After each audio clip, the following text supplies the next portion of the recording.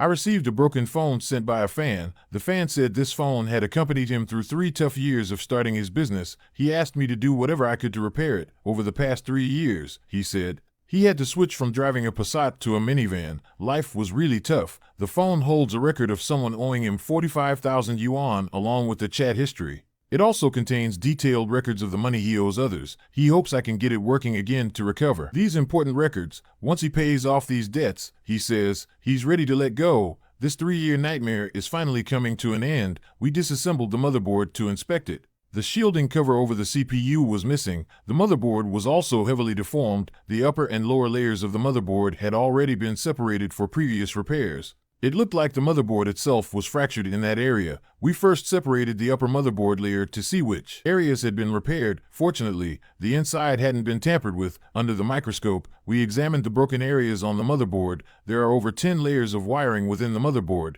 Trying to reconnect them would be nearly impossible. In this situation, the only way to retrieve the data would be to transplant the board. The fan found a working motherboard online. We need to transfer the hard drive and CPU containing the data to this functional motherboard. This is the only way to potentially preserve the data. We tested the functional motherboard he sent with a confirmed working screen. Like with an iPhone, the phone's motherboard and battery are encrypted. So when buying the motherboard, the original battery must be included as well. Okay, it can turn on. A quick test showed that Wi-Fi could be activated as well. Alright, let's start the repair. We used a 350-degree heat gun. We first removed the CPU and hard drive containing the data. Then, we cleaned off the residual glue from the chips. Next, we resoldered the CPU, RAM, and hard drive. Some people quietly watch the video, but also like, comment, share, repost, and follow. These people are just so lovely. Okay. Now we'll process the functional motherboard. We removed the CPU and hard drive from the good motherboard. While still hot,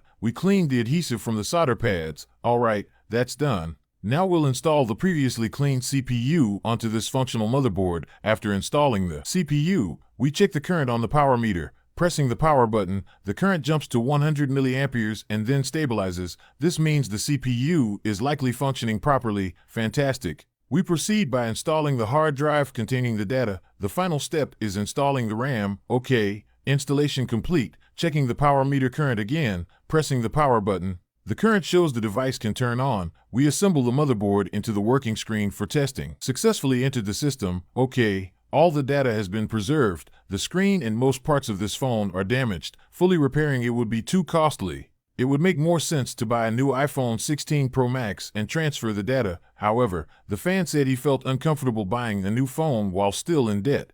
So he found a used screen with minor issues for us to install instead. To make do, this fan's 3-year journey may reflect the struggles of many entrepreneurs. To everyone else out there, don't give up. I believe as long as you keep your integrity, you'll find your way back up.